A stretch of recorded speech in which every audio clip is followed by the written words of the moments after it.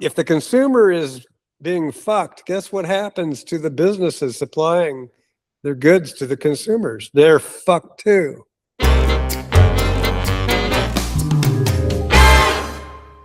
I mean, if it gets really bad to where, you can't afford to go anywhere with your, because the gas is like $10 a gallon. Yeah. I mean, I could see that. I could envision that. Okay, so then that's the other thing. So gas costs $10, it's hypothetical. Gas costs $10 a gallon. Your food is going to go way out. It's going to be Everything is. You're going to spend all your money just eating. Yeah. And your shelter if you're renting or have a mortgage, Yeah. and that's where your money's going to go. And so people are going to be stuck at home. So that's what they're banking on. They're going to go, well, we're going to charge people an arm and a leg for entertainment because they got nothing else to do and they can't afford to go anywhere. I mean, people are looking at this shit. I mean, it's not like this is all happening in a vacuum. They're paid to look at shit like this. I mean, everything's going to go up if gas gets too prohibitive. I mean, things are delivered by trucks and then they stop being delivered because things are too expensive. And then what happens to those profits? Right? I mean, it's a fucking house of cards. That's our capitalistic system. Yeah, well, I mean, the best system we know of. Yeah, well, you can say that for so long, but I mean, we've never seen this in our lifetime. Now, everything we just said, park that for a minute. We've never seen this in our lifetime. Well, we saw gas lines in the 70s. Right. And I don't forget that. That was crazy. That's about it. I mean, we weren't quite rationing gas like they were in World War II, but it was close to that. They're telling people not to top off their tanks and stuff like that. Like, wow, you're really... Well, I'm telling Carol now we should keep our car topped off. You also said you were going to talk about AI. And we're going to talk about AI. And have you read about how, Anthropic and I don't know, they're very concerned about this new generation of AI in the wrong hands with people? Well, I've heard about, I think they were holding back the release of the latest one because it's so good at finding software vulnerabilities. No, so I've heard they're holding it back because it's so good at detecting bugs in software that bad actors, if they get it too quickly, they'll do bad things. Is that what you're... Yeah, I mean, that's in a nutshell, that's what it's about. But the context of all of that is that they were so freaked out about it that they had a meeting with the major bankers in the country and the Pentagon, and talking about what's likely to happen in the next 6 to 12 months, because there's no way of... If again, it's like if it isn't released, somebody else will come up with this technology. And we're not that far away, and to the point where it can just bring down major infrastructure. Well, it reminds me of the Y2K bug a little bit. So we need to get the important systems fixed as soon as possible, because even if Anthropic doesn't release it, someone else will, the Chinese or whatever. They're gonna, I mean, not the technology is gonna win out. So it's like, let's get on it, let's fix it.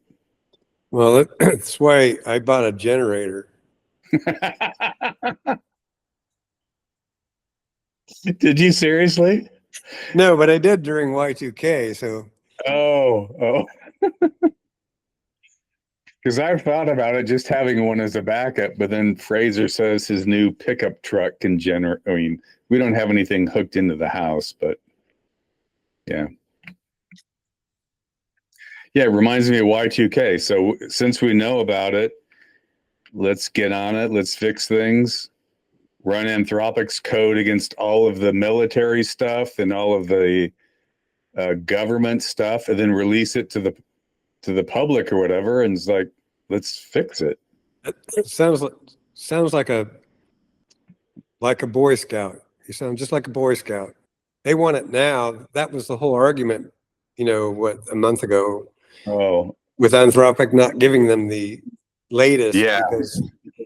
Because and the Pentagon doesn't care. They have a different mindset about all of this. So the military wouldn't run it to fix their own stuff only. They would run it to attack other people's stuff. Yeah. That and run all the munitions and everything else that they. Yeah. The banking industry is the biggest target because it could mean global collapse of the economic system. Yeah. And that's what they're worried about. Again, and I'm thinking, well, that doesn't sound too bad, actually. It does, but well, I mean, that could happen. Eggs to make an omelet, Yeah, I mean that could happen because of the war, because of gas prices. I mean, I can envision a scenario where you wake up, maybe your internet doesn't even work. That's a scenario, or it could be a combination of scenarios where your bank account has multiple zeros and no figures in front of those, and that could be on a mass level. And I mean, in a way, that would be a level playing field. We'd all be up against that sort of thing, so we'd all be affected equally in that sense. But you still have to eat. You still have to be able to, exist in this world, and that requires, commerce. Yeah, and everybody's bank accounts wouldn't be zeros. The people that attacked the banks, their accounts would go way up. No one's going to bring you any food or wine or women or whatever. It's like, money is worthless then. Money is actually, yeah. I'm just saying that's a possibility. I mean, we'll see in a year. Okay, well, so another scenario would be some religious ideology that wants to bring down Western society because their worldview is better. So that would be a case where they would want to just crash the whole system. So I retract my statement. Everybody could have zero in their bank accounts. Well, and you and I probably have a different perspective on this, because I don't think that, I mean, if we're talking about, did you say Muslims? I don't think you did, but I didn't say it. I just say it out loud. I don't think that's what they're about. I mean, I guess it gets into a different conversation, but I mean, there's this idea that, it's been repeated oft about, kill the infidels. And that's the thing that we white Christians are most worried about, being killed because we're infidels. And I mean, you can take a lot of things literally, but I mean, I've met people, I don't think people believe that. All Muslims aren't like that, but it's the radical few that are dangerous. Sure, right? But even they Same are with even Christians. But even that's true, but even radical Christians and even radical Muslims are human beings first and foremost. And neither of those people want to be killed or annihilated for their beliefs. And they surely understand. They surely understand that. I don't know. I think you go to heaven and you get a bunch of virgins. So you think Hegsketh, I call him Hog's breath because I can't say Hegsketh. You think Hog's breath, that's what he wants? He wants to die in a ball of glory, a fireball of glory? I don't know. I mean, because he's preaching to the troops about this being a Christian holy war. I mean, he is doing that. You haven't seen this? No, I haven't. Yeah. I'm cutting back my news. Someone I know who went to the No Kings March, one of her favorite signs was like, another day, another what the fuck.